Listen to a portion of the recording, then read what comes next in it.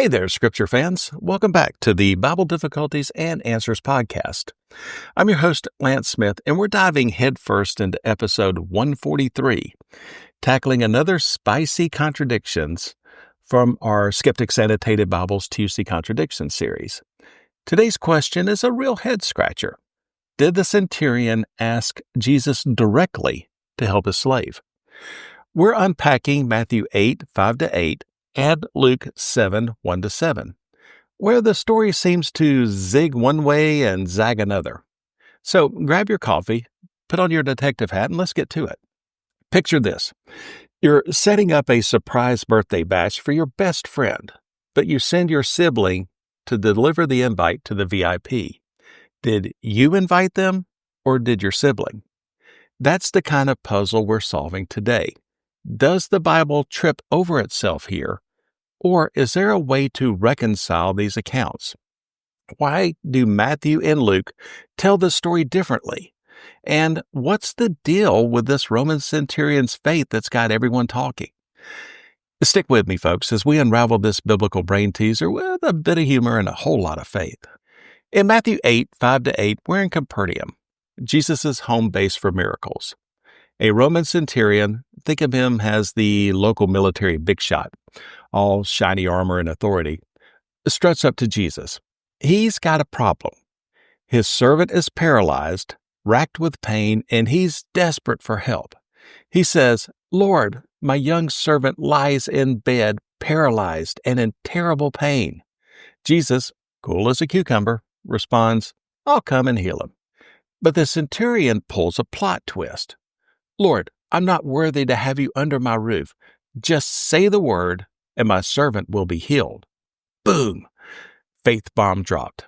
Jesus is floored, praises this guy's belief, and the servant's healed faster than you can say miracle delivery service. Now, flip over to Luke 7, 1-7.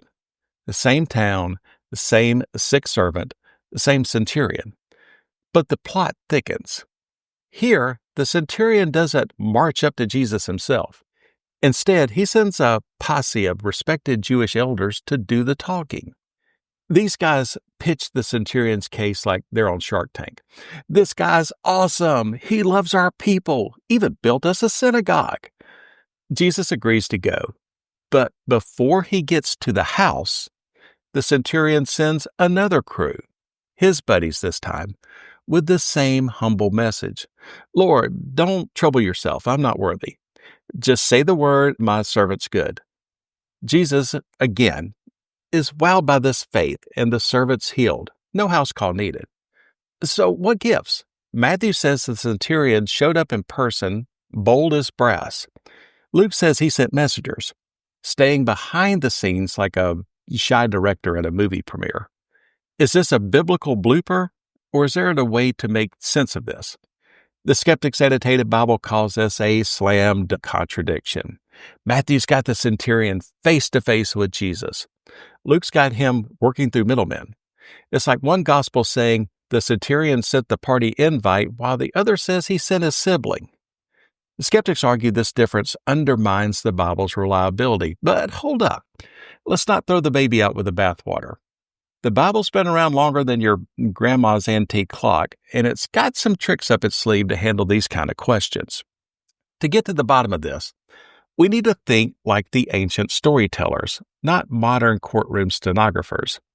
The Gospels aren't surveillance footage, they're narratives, each with a unique angle, like different camera cuts in a Quentin Tarantino flick. Matthew's zooming in on the centurion's faith, while Luke's giving us the director's cut with extra details. Back in the day, sending a representative was like sending an email with your name on it. It counted as you doing the talking. Imagine you're a big shot CEO, too busy to hit up the conference call yourself. So you send your assistant to speak for you. When the deal's sealed, do they say your assistant closed it? No, they say you closed it. The same deal in the ancient world. As a Roman, the centurion might have hesitated to approach Jesus directly, knowing Jews and Gentiles didn't always mix. Sending respected Jewish elders was his way of bridging that gap with respect. A paper from the Master's Seminary Journal notes that in ancient Near Eastern culture, the actions of a messenger were often attributed directly to the sender. So, when Luke says the centurion sent elders, Matthew's not wrong to cut to the chase and say the centurion himself spoke. It's like summarizing a group chat. You don't list every texter, you just say what the boss wanted. The proxy principle is key. The centurion's words, whether delivered by his own lips or through his crew, carried his authority. Matthew's account is like the highlight reel, straight to the good stuff. Luke's is the behind-the-scenes documentary, showing the legwork. Both get to the same point. The centurion's faith is off the charts, and Jesus delivers the healing faster than Amazon Prime. Matthew's gospel is a high-speed chase, punchy and aimed at a Jewish crowd, showing even a Gentile gets Jesus' power. Luke's the detail guy, writing for the Gentiles, fleshing out the centurion's humility through his messengers. Answers in Genesis points out that Luke's account complements rather than contradicts Matthew's, highlighting different facets of the same event. Think of it like a buddy telling you about a cruise ship dance party. One friend says Lance showed up and owned the dance floor. Another says Lance sent his crew to hype up the crowd. Then he showed up and owned it. Both stories are true. They're just focusing on different beats. Now, let's pause for a second. That kind of trust, where the centurion knows Jesus' word is enough, it's the kind of faith that makes you stop and think. The core truth, Jesus healing the servant because of the centurion's faith, stays rock solid in both accounts. Let's pivot to the real star of this story, the centurion's faith. This guy's a Roman, not exactly on the synagogue's VIP list, yet he's got more trust in Jesus than most of the locals.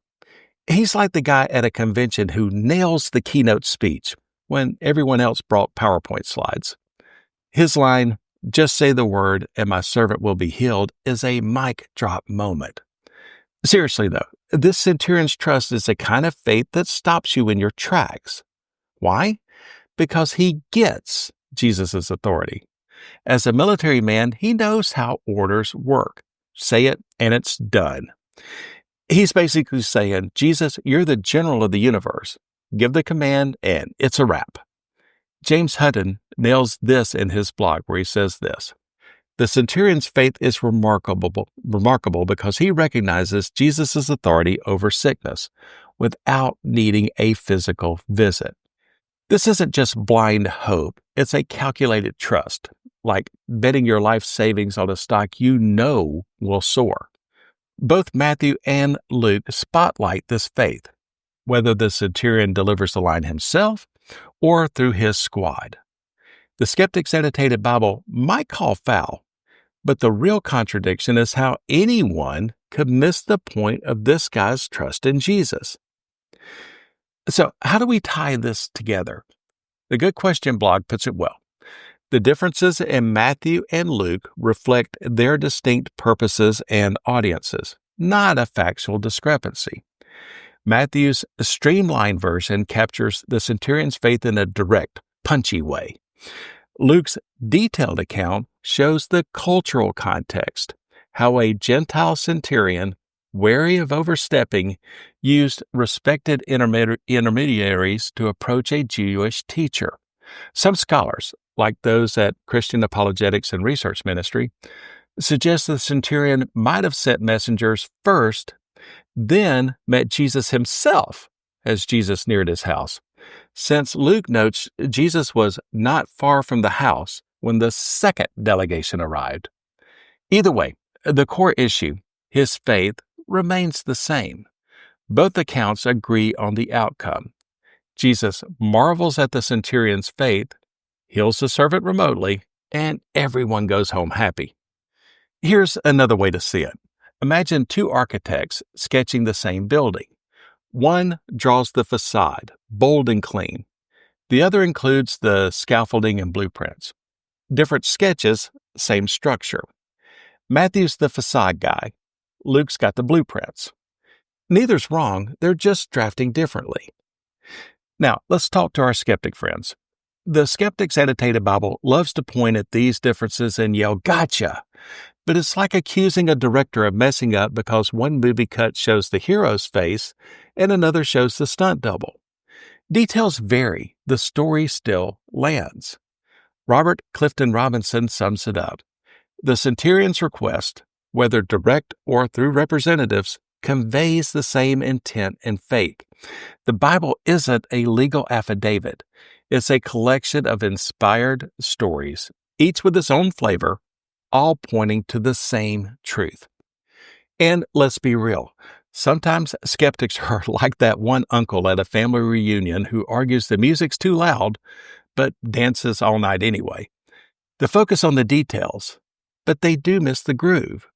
The Centurion's story isn't about whether he walked up or sent a text. It's about a guy who saw Jesus' power and bet the farm on it. That's the heart of the story, and it's rock solid in both Gospels. As if I walked with Jesus notes, this Centurion's faith sets a standard for us all.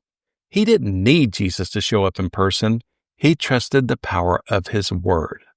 Think about it. How often do we demand a front row seat to a miracle before we believe? The Centurion's like, "Nah, Jesus, you do you from anywhere and I'm good." That's next level trust, folks.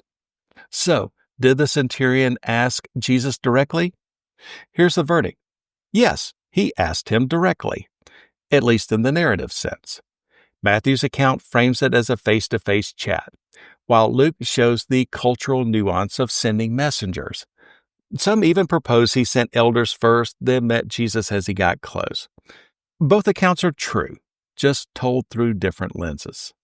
The Skeptic's Annotated Bible might call this a contradiction, but it's more like two artists painting the same sunset, one with bold strokes, the other with fine details.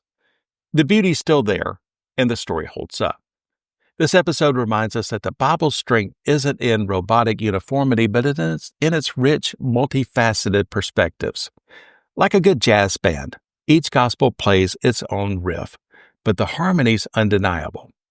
The Centurion's faith is the melody that rings through both accounts, loud and clear. He didn't need Jesus to walk through the door. He just needed Jesus' word. And that, friends, is a faith that moves mountains, or at least heals a servant from across town. As we close out episode 143, let's take a page from the Centurion's book. Trust doesn't always need a front row seat. Sometimes it's about believing the word is enough, even when you're not sure how it'll play out. Whether you're wrestling with Bible questions or life's big mysteries, lean into that kind of faith. It's the kind that makes Jesus stop and say, "Wow." Thanks for joining me on this wild ride through Capernaum. Got a Bible question you want us to tackle? Shoot me an email at BibleDifficultiesAndAnswers@gmail.com or hit up our Facebook page. Share this episode with a friend who loves wrestling with Scripture, and drop a 5-star review on Apple Podcasts, Spotify, Podbean, or YouTube. It's like tossing a coin in the tip jar for our next deep dive. All episodes are waiting for you at BibleDifficultiesAndAnswers.podbean.com. I'm Lance Smith, wishing you good luck, good health, and God bless. So long, everybody.